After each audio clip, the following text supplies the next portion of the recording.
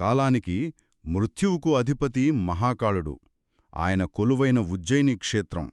అక్కడ జరిగే భస్మాభిషేకం.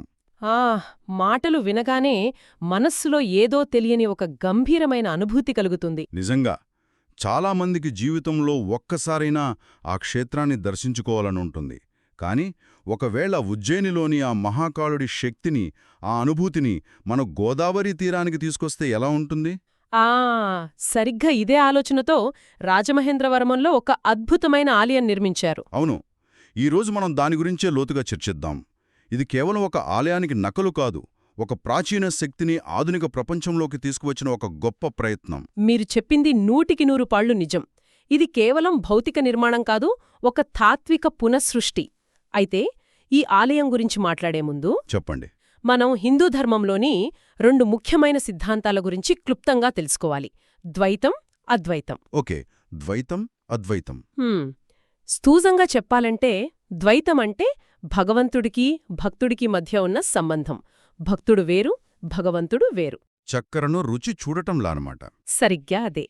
కాని అద్వైతం ప్రకారం మీరే ఆ చక్కెరగా మారతారు.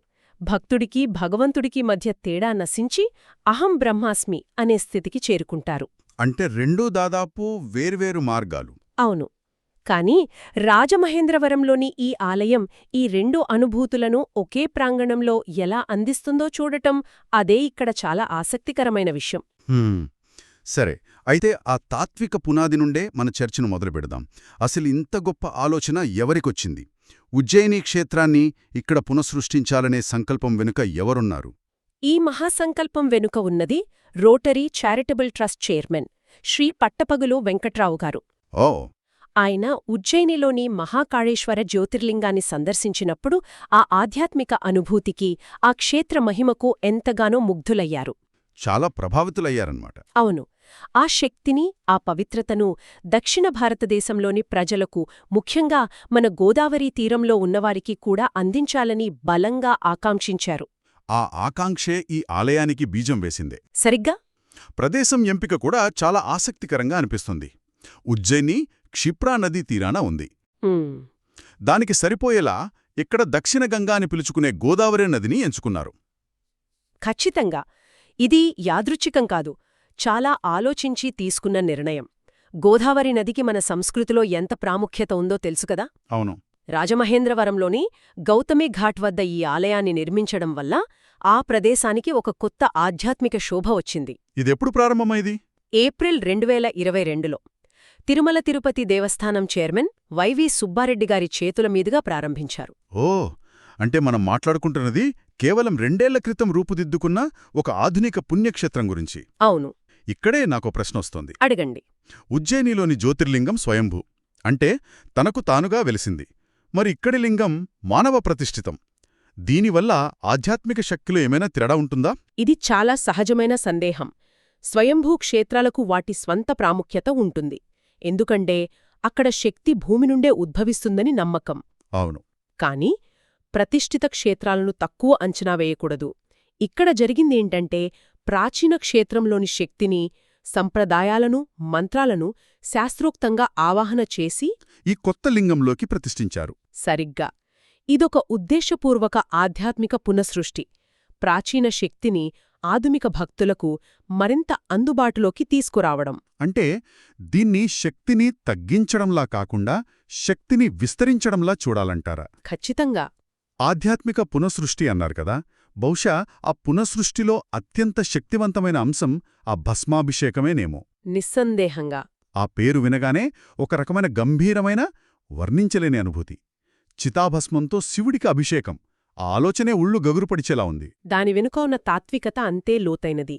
భస్మమంటే కేవలం బూడిద కాదు, అది అంతిమ సత్యానికి ప్రతీక. అంతిమ సత్యమా? అవును. ఈ భౌతిక ప్రపంచం, మన అహంకారాలు, మన బంధాలు అన్నీ చివరికి కాలి బూడిదగా మారతాయనే అశాశ్వత సత్యాన్ని అది ప్రతిరోజూ మనకు గుర్తుచేస్తోంది. ఆ భస్మాన్ని పరమేశ్వరుడు అలంకారంగా ధరిస్తాడు. అంటే ఆయన ఈ సృష్టికి, లయకు అతీతుడని అర్థం. ఈ అభిషేకం భక్తుల పాపాలను హరించి ఆత్మను శుద్ధి చేస్తుందని ప్రగాఢ విశ్వాసం. ఈ ఆలయంలోని అత్యంత ఆశ్చర్యకరమైన విషయమేమిటంటే ఈ అభిషేకం కోసం వాడే చితాభస్మాన్ని ఆలయం పక్కనే ఉన్న కైలాసభూమి అనే శ్మశానం నుండి సేకరించడం. అవును, అది ఆధునిక శ్మశానవాటిక. శ్మశానం పక్కనే ఆలయం. సాధారణంగా మనం పవిత్రతను, మరణాన్ని వేరువేరుగా చూస్తాం. కాని ఇక్కడ రెండింటినీ కలిపారు. ఇది చాలా సాహసోపేతమైన ఆధ్యాత్మిక ఆలోచన కదా. మీరు చాలా చక్కగా చెప్పారు.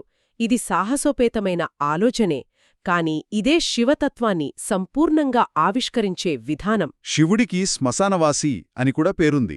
అందుకే ఆయనకు ఏ భేదభావాలూ లేవు. జీవన్మరణ చక్రానికి ఆయనే అధిపతి.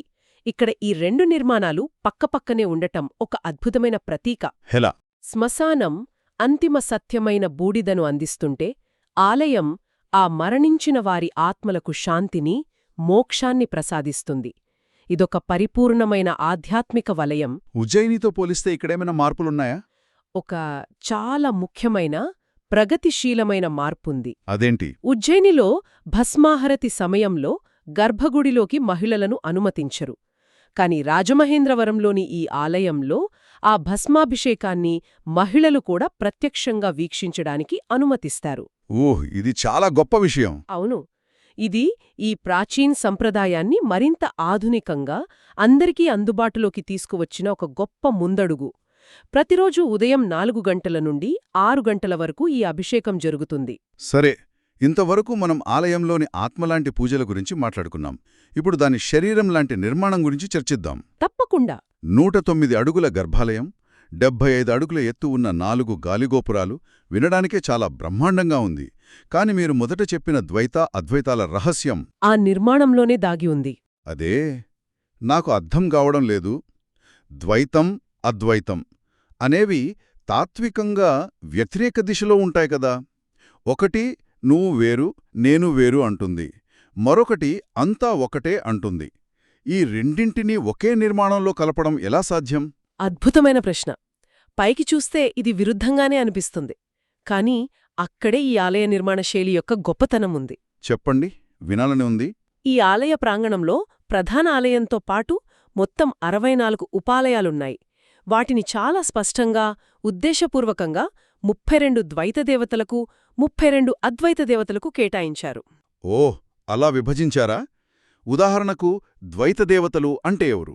ద్వైత భావనకు ప్రతీకగా విష్ణుమూర్తి, ఆయన అవతారాలు, అష్టలక్ష్ములు, శ్రీవెంకటేశ్వరస్వామి వంటి వైష్ణవ దేవతామూర్తులను ప్రతిష్ఠించారు. ఇక్కడ భక్తుడు దేవుడిని వేరుగా భావించి కొలుస్తాడు. సరిగ్గా. ఇక అద్వైత భావనకు ప్రతీకగా శివుడి వివిధ రూపాలు, సప్తమాతృకలు, పార్వతీదేవి అవతారాలు, కాలభైరవుడు వంటి శైవ దేవతామూర్తులు కొలువయున్నారు. అంటే భక్తులు ప్రాంగణంలో నడుస్తున్నప్పుడు తెలియకుండానే ఈ రెండు తాత్విక ధోరణుల మధ్య ప్రయాణం చేస్తారన్నమాట. అవును. ఇది కేవలం అనేక దేవుళ్ని ఒకచోట చేర్చడం కాదు. ఇది హరిహర తత్వం. శివుడు, విష్ణువు వేరు కాదు, ఒకే పరమాత్మ యొక్క 2 రూపాలని మనం చదువుకుంటాం. ఆ తత్వానికి ఇది భౌతిక రూపం. ఖచ్చితంగా. రాళ్ల రూపంలో మనకు కనిపించే సాక్ష్యం. ఈ హరిహర తత్వం ఈ ఆలయ నిర్మాణానికి ఆత్మలాంటిది. అద్భుతం. నిజానికి ఈ మొత్తం ఆలోచన, దాని నిర్మాణంలో ఈ తాత్విక అంశాలను ఎలా పొందుపరిచారు అనే విషయం గోదావరి పాడ్కాస్ట్ కోసం పెద్దాడ నవీన్ రాసిన ఒక ప్రత్యేక కథనంలో చాలా వివరంగా ప్రస్తావించారు. ఓహ్, అయితే ఆ కథనం ఈ చర్చకు ఒక ముఖ్యమైన ఆధారం అన్నమాట. అవును. నేటి కాలంలో శైవం, వైష్ణవం రెండూ ఒకటే అని, వేర్వేరు మార్గాలు ఒకే గమ్యానికి చేరతాయని చెప్పడానికి ఒక ఆలయాన్ని నిర్మించడం అనేది చాలా శక్తివంతమైన సందేశం. నిజమే. ఇది కేవలం ఆధ్యాత్మిక కేంద్రం కాదు, ఒక సామాజిక, తాత్విక ప్రకటన. సరే, ఈ పెద్ద తాత్విక ఆలోచనల నుండి ఆలయంలోని మరిన్ని సూక్ష్మమైన వివరాల్లోకి వెళ్దాం. ప్రధాన శివలింగం గురించి కూడా కొన్ని విశేషాలున్నాయి కదా? ఉన్నాయి. ప్రధాన గర్భగుడిలోని శివలింగం 9 టన్నుల బరువున్న ఏకశిల. 9 టన్నులా? అవును. దాని ప్రత్యేకత ఏమిటంటే, ఆ లింగంపై బ్రహ్మసూత్రం అనే ఒక పవిత్రమైన రేఖ చెక్కబడి ఉంటుంది. బ్రహ్మసూత్రమా?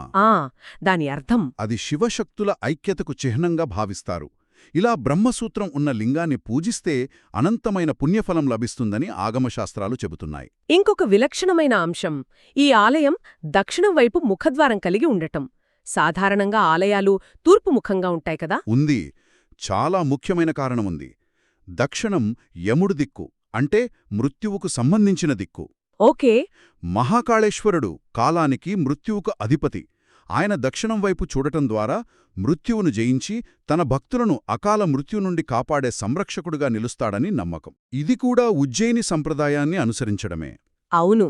అలాగే ఆలయంలో 4 దిక్కులా 4 నందులు ఉండటం 4 వేదాలకు ప్రతీక అని కూడా అంటారు. భలే ఉంది. ఉదయం భస్మాభిషేకం ఎంత ప్రత్యేకమో ఇక్కడ సాయంత్రం జరిగే ద్వాదశ హారతి కూడా అంతే ప్రసిద్ధి చెందిందంటారు. అది ఒక వర్ణనాతీతమైన అనుభూతి. ప్రతిరోజూ సాయంత్రం 7 గంటలకు వేద మంత్రాల ఘోష మధ్య 12 రకాల హారతులను స్వామికి సమర్పిస్తారు. 12 రకాల హారతులా?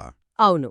ఈ 12 హారతులు దేశంలోని 12 జ్యోతిర్లింగాలకు ప్రతీకగా నిలుస్తాయి. అంటే భక్తులు ఒకే చోట ఒకే గంట సమయంలో మొత్తం ద్వాదశ జ్యోతిర్లింగాలను ఆరాధించిన అనుభూతిని పొందుతారన్నమాట. సరిగ్గా.